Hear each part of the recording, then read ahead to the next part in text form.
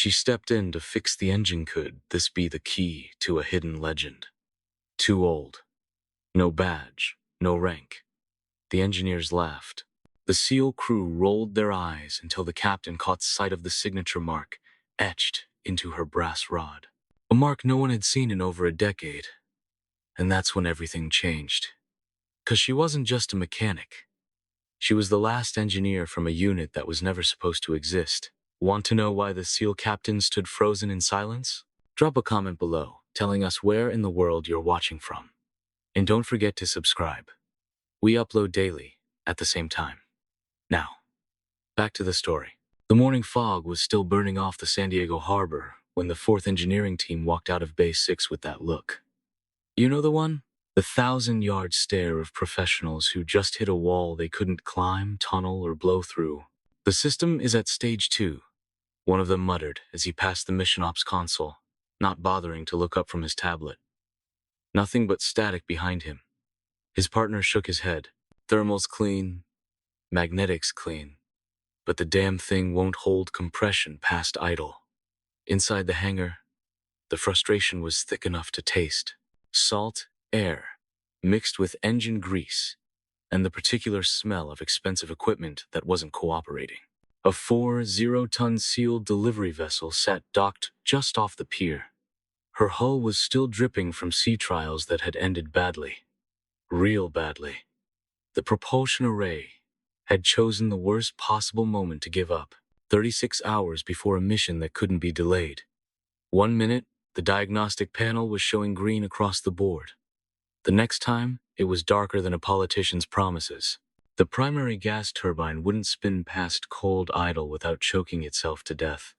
Logic boards were acting like they'd never seen electricity before. Captain Dean Hargrove stood at the edge of the console table, scanning the same report for the 6th time. His jaw worked like he was chewing nails. Beside him, a stack of failure reports grew thicker by the hour. Each one a different theory, each one proven wrong. They're telling me it's normal wear, he said to nobody in particular. Commander Wilcox shifted beside him, pulling up another diagnostic screen. That's what all 4 teams said. Henderson's crew thinks it's a software issue. Martinez blamed the fuel mixture. Thompson's team swears it's electromagnetic interference. 900 runtime hours. Harov's voice carried the kind of edge that made junior officers check their shoelaces. You call that normal wear, sir? A young technician approached hesitantly, tablet in hand. We've got the Nashville team requesting permission to swap out the entire propulsion module. They can have a replacement here by 1-800 hours. Hargrove looked up sharply. How long for the swap? 14 hours minimum. Maybe 18, if we hit complications. That puts us past the mission window. Harov's voice went flat. Mission scrubs. If this boat isn't ready by 2100 tomorrow. The buzz of cooling fans filled the silence. Across the hangar, young techs moved with the restless energy of people who'd run out of ideas but couldn't stop working, checking systems they had already checked, running diagnostics that kept giving them the same non-answers. Everyone was operating on coffee fumes and stubborn pride. A senior petty officer approached with another clipboard. Sir, we've got 2 more teams requesting access, one from Norfolk, another from the contractor pool. How long before they can be here? Norfolk's 8 hours out. Contractors, he shrugged. Who knows what we'll get? This boat launches tomorrow night, Harov said, his voice carrying across the bay. The engine works, or it doesn't. If it fails during insertion, we don't just lose hardware. We lose people. Near the diagnostic station, a pale electrician who couldn't have been older than 25 shook his head at his terminal. Need a damn magician to fix this thing, he muttered. From somewhere behind the equipment racks, an older voice drifted over, calm, almost amused. Funny you should mention that. They turned. Petty Officer Roan Wells was leaning against the tool chest, nursing coffee from a dented metal cup that had probably seen more deployments than most of the techs in the room. Salt and pepper beard, hands that looked like they'd been arguing with machinery for decades. Harov raised an eyebrow. You got something, Wells? Wells took another sip, considering that maybe a long time ago, I was running offshore support out of Bahrain. Had a patrol craft come in dead in the water. The engine was fried. Electronics were scrambled. And we had 3 teams of experts scratching their heads for 2 days. And the Navy brought in a civilian contractor, a female former fleet engineer. She listened to that dead engine for maybe an hour, then crawled inside with nothing but a flashlight and a socket wrench. Don't tell me. She fixed it with duct tape and wishful thinking. Will smiled. 4 hours. Had it purring like a kitten. Things ran better than they had since commissioning. But here's the weird part. After she finished, she marked something inside the housing. Never said what it was. Captain Hargrove's expression shifted from skeptical to interested. What's her name? Maya Keene. The name didn't ring any bells for Willox, but Wells nodded to himself like he was remembering something carved in stone. She's still around. As far as I know, runs a marine repair shop up near Coronado. Keeps to herself mostly. Doesn't take Navy contracts anymore. Word is she had some kind of falling out with command years back. Harrove didn't hesitate. Get someone down there. Sir, she's not exactly the type to jump when headquarters calls. Last I heard, she turned down 3 different contractor offers. Then don't call. Send someone in person. Tell her it's engine code Bravo 57. Wells straightened slightly. She'll know what that means. If she's who I think she is, yeah, she'll know. The repair shop sat wedged between a bait store and a surf shop that had seen better decades. Weathered aluminium siding, windows clouded with salt spray, and a hand-painted sign that simply read Marine Engine Repair in faded black letters. The kind of place you drive past 100 times without noticing. Inside, the air carried the honest smell of diesel fuel, motor oil, and work. A commercial fishing boat was propped up on steel blocks, its engine spread across a workbench in carefully organized pieces. Jazz played softly from a radio that looked older than the building itself. Maya was crouched beside the crankcase, adjusting a bolt with the kind of precision that comes from 30 years of practice. Gray streaked through brown hair, pulled back in a practical ponytail. Coveralls that bore no patches, no logos, just the honest stains of someone who fixed things for a living. She didn't look up when the young sailor stepped through the door. Excuse me, ma'am. Her hands never stopped moving. I was told to find you. Engine failure on a sailboat. Code Bravo 57. That got her attention. She paused, tools still in hand, and something shifted in her posture. The code meant something important.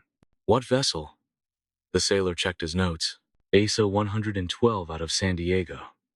Maya set down her wrench and stood, slowly wiping her hands on a rag that had seen better years. Her eyes were the color of sea glass, steady and measuring. How many teams have looked at it? 4, ma'am. Maybe 5 by now. And they sent you to find me. It wasn't a question. Yes, ma'am. Captain Harrove said you would understand what Bravo 57 means. Maya was quiet for a long moment, studying the young sailor's face. Then, she walked to a corner cabinet and pulled out a worn canvas bag that looked like it had traveled the world twice. Get in the truck. The gate guard barely glanced up from his paperwork. When they pulled up to the checkpoint ID, he said automatically. The sailor handed over his card. She's with me. Captain Hargrove's authorization. The guard took one look at Maya. Civilian clothes. No visible credentials. A tool bag slung over her shoulder. And she frowned. She doesn't have base access. She doesn't need it, the sailor replied. Captain's orders. The guard picked up his phone, had a brief conversation that Maya couldn't hear, then waved them through with obvious reluctance. They walked past the first hangar, where a team of SEALs was running dive prep. Their laughter carried on the salt air. One of them glanced up as Maya passed, taking in her weathered coveralls and practical boots. Someone's grandmother gets lost, he said, not particularly quietly. His buddy grinned. Maybe she's here to fix the coffee machine. Maya kept walking. She'd heard worse. Engineering Bay 2 was a different world from the relaxed atmosphere outside.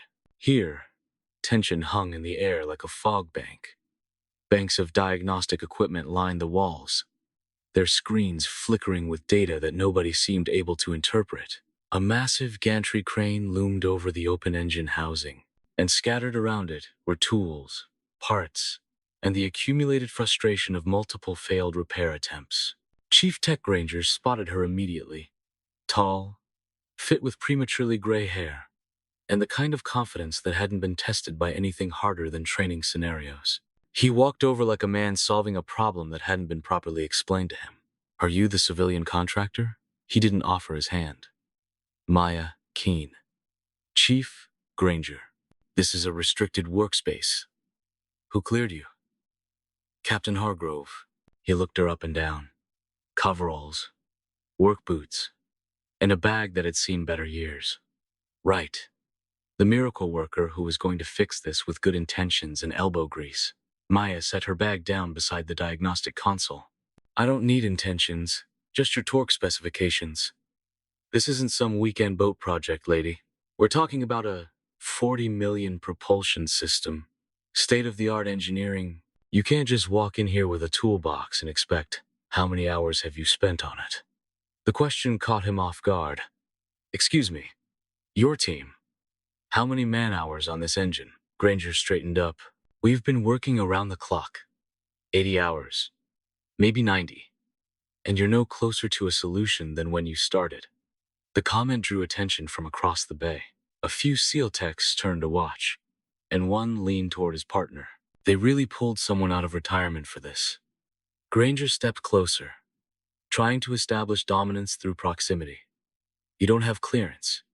You don't have credentials. You don't have anything that gives you authority over this repair." Maya met his eyes without blinking. "Neither do you. Not where it matters." Before Granger could respond, the bay door slid open and Captain Harov walked in. He took one look at the standoff and headed straight for Maya. "You made good time." Granger looked like someone had just told him gravity was optional. "Sir, you can't be serious about this. She's here under my direct authorization. Whatever she needs, you provide it." "Sir, she's not even wearing a security badge. She doesn't need one." Maya was already moving, circling the exposed engine like a detective examining a crime scene. Her eyes didn't dart around frantically like the other texts. They lingered, taking in details that others had missed. A scorched connector here, an over-tightened bolt there. The subtle signs that told a story only she knew how to read. She stopped at the diagnostic terminal and scrolled through the error logs. Page after page of failed tests, inconclusive results, and theories that had led nowhere. "You're looking in the wrong place," she said without turning around. Granger bristled. "We've checked every system, run diagnostics on every component, thermal imaging, magnetic resonance, acoustic analysis, and found nothing because you're looking for the wrong kind of failure." "What's that supposed to mean?" Maya looked back at the sailor who brought her. "Fire it up." "Absolutely not." Granger stepped forward. "We've had cascading failures throughout the compression system. You want to melt the housing just to satisfy some amateur theory?" Maya turned to face him fully. "If it's just a theory, you've got nothing to worry about." Captain Hargrove nodded to the tech at the console. "Do it." The engine came to life with a shudder, fighting its way through the startup sequence like an old man climbing stairs. Maya stepped closer, her eyes closed, head tilted slightly to one side. The other texts watched in puzzled silence as she simply stood there listening. No instruments, no readouts, just old-fashioned attention. After 30 seconds, she said, "There. There." "What?" Granger demanded. "Hear that harmonic shift? It's running a quarter tone sharp. Something's flexing under load that shouldn't be." Granger shook his head. "That could be a dozen different things. Temperature variance, bearing tolerance, and sensor drift. It's mechanical, and it's getting worse." She was right. As they watched while the engine's rhythm began to waver, the steady hum developed an irregular stutter that made everyone in the bay nervous. "Shut it down," Maya said quietly. The tech at the console looked to Harov, who nodded. The engine wound down with a mechanical sigh. "You can't diagnose precision engineering by ear," Granger said. This isn't some fishing boat engine. Maya walked to the engine mount and tapped her knuckle against a specific panel. This coupling here has been vibrating loose for weeks. Your diagnostic equipment can't catch it because it only happens under full rotational stress. That's impossible. Our stress analysis would have. Your stress analysis assumes normal operating parameters. But someone modified this coupling, changed the metallurgy. It's flexing in ways your computers don't expect. She reached into her bag and pulled out a tool that made everyone in the room stop talking. It was a brass rod about 8, and long, worn smooth on one end, with a rubber grip on the other. Handmade, ancient by Navy standards. I need quiet, she said. And somehow, in a room full of alpha personalities and competing egos, everyone obeyed. Maya pressed the brass rod against the engine casing and placed the other end against her ear. Not for show, not to prove a point. She was listening to the machine's heartbeat, reading vibrations like a cardiologist reading an EKG. She moved along the housing with deliberate precision, pausing at each mounting point, each junction, each place where stress and heat and thousands of hours of operation left their mark. Her free hand traced the vibration paths without touching, following the engine story through her fingertips. Here, she said finally, pointing to a junction beneath the intake manifold. And here, 2 different resonance patterns that are interfering with each other. She looked up at Granger. Pull that panel. Granger looked incredulous. The housing? We've scoped that section 3 times with thermal imaging and magnetic stress analysis. Then once more won't hurt. Captain Hargrove gave a slight nod, and a nearby tech stepped forward with a torque driver. The panel came away to reveal a maze of couplings, feed lines, and rotational linkages packed tight as a ship's rigging. Maya aimed her flashlight into the cavity and leaned in. Coupling 22B. Look at the finish. Granger peered over her shoulder, and his expression changed. The coupling showed heat distortion. Not cracked, not obviously failed, but warped in a way that would only matter under full rotational stress.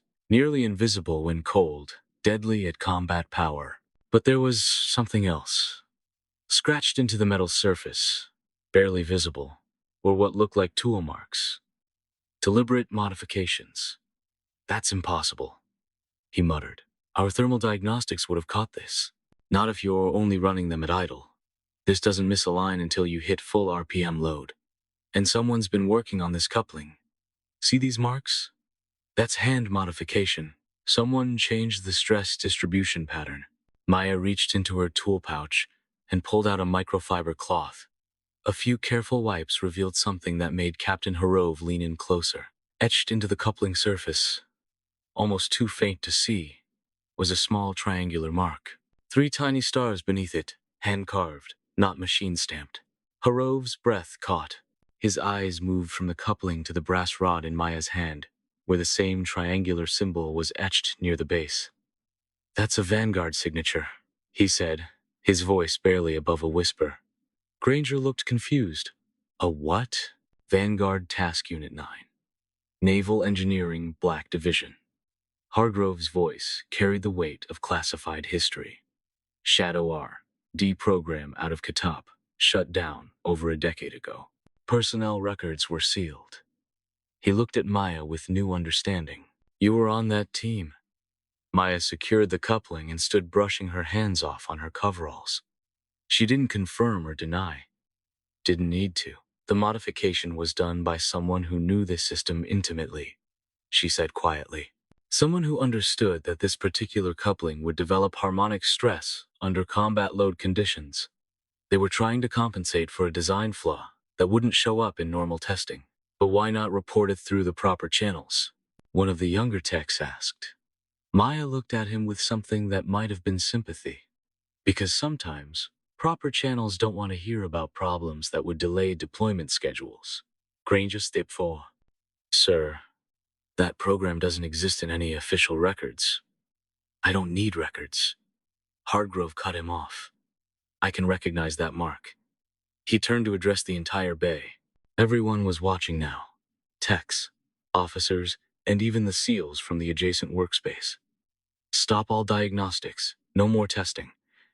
This woman just identified a failure that 4 teams missed. Gers's mouth worked soundlessly. She's not even wearing a badge. She has the mark. Hardrove said with finality. That is her badge. The hangar fell absolutely silent, except for the whisper of cooling fans and the distant sound of seabirds outside. Maya returned the brass rod to her bag and shouldered it again. I'll need replacement parts. Standard coupling won't work. You need the modified specifications. Where do we get those? Hargrove asked. I have them. Maya reached into her bag and pulled out a worn notebook. Pages yellow with age. The proper metallurgy specs. The stress distribution calculations. Everything your predecessor teams tried to fix but couldn't document officially. She opened the notebook, revealing pages of hand-drawn diagrams and technical specifications written in a precise engineer's handwriting. This should have been standard from the beginning, she said. But budget constraints and timeline pressure led to compromises. The Vanguard team was brought in to make those compromises work in the field. Then, Hargrove did something that made every person in that hangar straighten up. He came to attention and saluted her. Not the casual acknowledgement you'd give a fellow officer, but the crisp-held salute reserved for someone who had earned it in ways that couldn't be written in service records. We'll follow your lead, ma'am. Maya didn't return the salute, but she nodded once, and the gesture carried more authority than all the rank insignia in the room. Captain Hargrove walked briskly to his office, closed the door, and activated his secure terminal. He bypassed 3 levels of clearance, with codes he hadn't used in years, typing in access phrases that most people didn't know existed. The file that appeared was barely half a page long, with most of it redacted in thick black bars. Keen, Maya J. Status. Retired, Access Sealed, Unit. Vanguard, Task. Unit 9. Defunct Clearance, Shadow Level. 3 Authority. Verified what wasn't redacted. Told a story that made Hargrove lean back in his chair. Senior Systems Integration. Engineer on Project Covenant. The woman who'd solved harmonic instability problems that had stumped the entire Naval Research Laboratory. The testbed cruiser that never officially existed. The all-female engineering team that had revolutionized stealth vessel propulsion. The 3-star triangle wasn't just a mark, it was the calling card of an elite engineering corps. Only 6 had ever been etched. Maya was the last one still breathing. He stood up and walked back to the bay, where Chief Granger was holding court with anyone who'd listen. I'm not saying she didn't help, Granger was saying, but we still need to follow standard operating procedures. Chief Harrow's voice cut through the conversation like a blade. Put down your tools, everyone. The work stopped. Diagnostic screens went dark. The steady hum of activity died away. Granger stepped forward. Sir, this engine still needs full certification before us. Stand down. The 2 words carried enough weight to stop a battleship. Harrow looked around the bay at the assembled techs and engineers. You want to know what that brass rod is? It's a Vanguard signature tool. Custom-made. Hand-etched. Only 6 were ever created. He paused, letting that sink in. This woman was the chief integration engineer on a classified project I can't name in mixed company. Her team solved propulsion problems that you study in advanced courses today. The sensor arrays you use, the dampening systems, the thermal management protocols, those are her designs. Dead silence. But sir, Granger tried again. She's not active duty. She doesn't have authorization. She doesn't need it. Harrow's voice was flat as a deck plate. She has the mark. That's all the authorization she'll ever need. He turned to Maya, and his tone softened slightly. Ma'am, I pulled your file. This fleet owes you more than we can ever repay. Maya stood quietly waiting. From this moment forward, Hargrove announced to the room, Miss Keen has full operational oversight of this repair. If she says something moves, it moves. If she says, shut it down, you shut it down. And if anyone questions her authority again, you can explain it to the Naval Command when I write up how you delayed a mission-critical repair. Granger swallowed hard. Understood, sir. Good. Now watch her work. You might learn something. Hargrove stepped aside and Maya moved past Granger with the calm confidence of someone who'd never needed permission to be excellent. The repair took 6 hours, not because the work was complicated, but because Maya insisted on teaching as she went. The stress patterns you see here, she explained to a young technician as they worked together on the coupling replacement. They're not random. Every vibration tells a story about how the metal is responding to load. You learn to read those stories. You can predict failures before they happen. She handed him her brass rod. Try it, press it against the mounting plate, and listen. The young man looked uncertain, but he followed her instructions. His eyes widened as the tool transmitted vibrations he'd never noticed before. "I can feel the harmonic resonance," he said, wonder in his voice. "That's your engine talking to you. Most people never learn to listen." Chief Granger watched from a distance, his earlier hostility replaced by grudging respect. When Maya called for a specific torquing setting, he provided it, without argument. When she asked for a modified coupling from her personal stock, he helped install it without question. The transformation was subtle, but complete. The woman he dismissed, as an amateur, had become the acknowledged expert in the room, and everyone, including him, was learning from her.